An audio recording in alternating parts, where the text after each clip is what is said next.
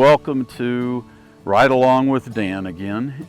So what I'm going to do is I'm going to remove a shingle and I'm going to simulating a repair.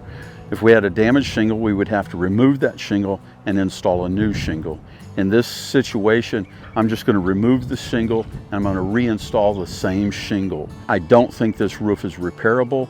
If it is, we'll come back with the new shingle and actually do that. When I remove that shingle, then I'll get all the measurements and you'll see them over here. On the left, I've got W for width, H for height, and E for exposure. Those are the three measurements we want of the shingle. For the repairability test, we use a forensic engineer journal article, and there's 4 things we're looking at on every repair attempt. D for delamination, T for tearing, G for granule loss, and MT for material transfer. So when I do the repair attempt, I'll explain more about that. So the first thing I want to do before I remove any shingles is delamination. This is a laminated shingle, which means it has 2 pieces that are laminated together. The top piece has what we call dragon teeth or keys, and I go down the side. The dragon teeth they're pretty good. See the pry bar, it goes under a little bit there, but not much. Okay, so the general condition on lamination is it's still laminated. You're not going to see tearing now. That'll be when we do the repair if it's unavoidably teared. Granule loss, rub my hand across this. Granules aren't coming off, they're adhered to the shingle. This shingle's in good shape when it comes to that. And then material transfer will be after we do the repair attempt. We always have to manipulate a minimum of 3 shingles. The shingle we're removing and at least 2 above it. So this shingle is the one we're removing. There's a shingle here that meets this shingle. And so there are nails. When we lift this shingle, the middle of it's right here. There's nails holding it to the roof. The shingle that's above it, there's shingles in the middle of that one holding it to the roof. Those nails are going through this shingle and also the shingle we're trying to repair. So therefore, we have to remove those nails. So we're gonna have, besides the shingle we're gonna replace or simulate, there's 4 shingles that we have to take nails out of in order to, if we were doing a repair. Oh, material transfer. These shingles, there's a sealant strip on the shingle below it called mastic that seals the bottom side of this top one to the shingle below it. That's a little loose right there on that corner, but for the rest of the shingle, it's adhered down pretty good. Yeah, see, these are adhered down. I can't lift up. Little corner there, but not much. Okay, so the adhesion is there. Okay, so if we're replacing the shingle, we've loosened that one. Now we got to loosen these 2. We're breaking the seal, and then these 2, we have to break the seal.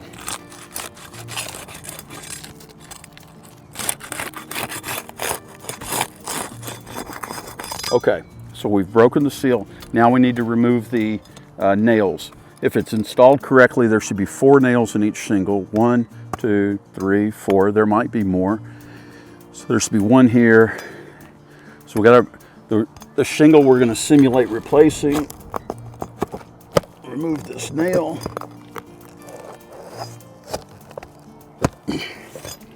Yep, installed correctly.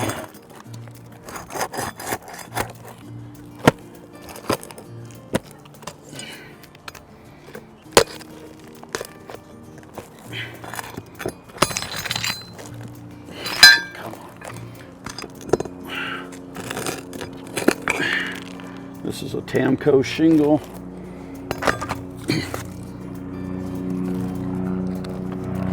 Okay, those nails are loose. I'll get the rest of those nails out.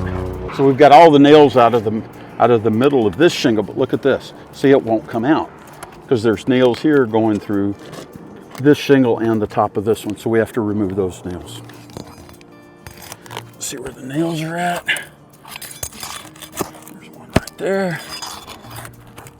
There's one right there.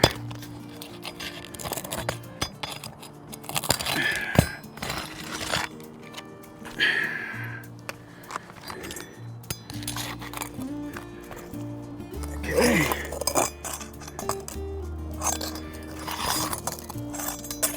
There's one right there. One right there. So see, we have to take the nails out of this one, and we have to lift these to get the nails out of this one. And this shingle slides right out. Boom. Get my tape measure.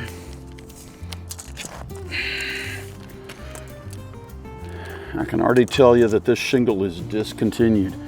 This shingle's 38.5 inches long, 13.25 inches in height, about approximately a 5 5/8 exposure. So what did I say this was? 38.5. There's only one shingle still manufactured. There's only one architectural shingle still manufactured that's less than 39 inches, and that's a CertainTeed Landmark, and this is a Tamco. So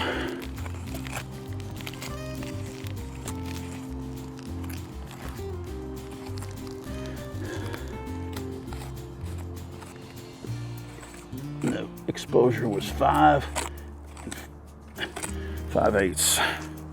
We've taken it out. Now let's simulate installing a new shingle. So if we had a brand new shingle, same thing we would do. We would slide it back in. Then we have to reinstall all of the nails.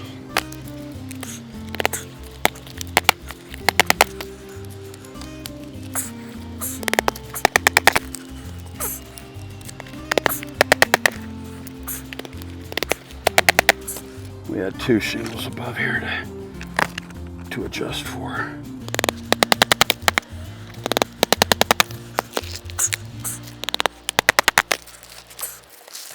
Two more nails.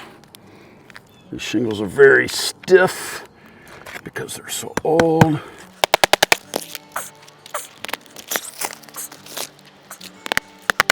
Okay, so now at this point the quote repair would be finished. So now let's reassess it. Are the dragon's teeth or the keys still laminated? This would be the brand new shingle. So these are the shingles we need to check. See how that slides under there? Delamination occurred big time. Not much there. Look at that. See, it didn't do that before. These are the exact shingles we tested before we did this repair. Look at this. See, this now is up. That's up, and that one. So do we have delamination? Yes. Do we have any tearing?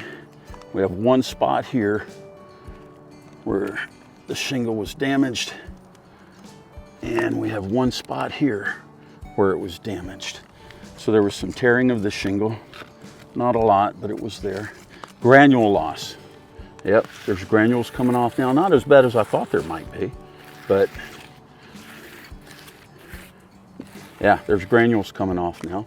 Material transfer, what that means is when we break this seal, this mastic that's under here, now what has happened is, yep, it's got material transfer.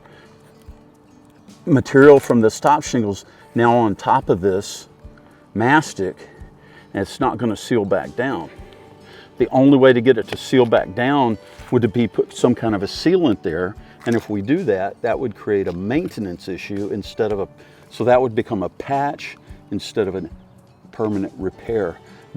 Any sealant we put in there would have to be, maintenance would have to be done on it approximately every 7 years, creating more foot traffic on the roof, more expense to the homeowner. Our final assessment is, was there delamination? Yes. Was there tearing? Yes. Was there granule loss?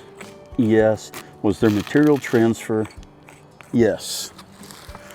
that's our assessment of this. We will send this part of the video to the insurance company so that they can see this and evaluate for their purposes for coverage for the homeowner. So what this means to our homeowner is this. I didn't think it would be repairable, and it's not. If the insurance company agrees with us with these results, this is not my opinion. This is fact. This is evidence. There was delamination, there was tearing, there's granule loss and material transfer. So that roof is not repairable. So if they agree with this, then they have to approve to cover the entire roof to pay for the roof for the homeowner. Even if they disagree with this shingle is discontinued. What does that mean?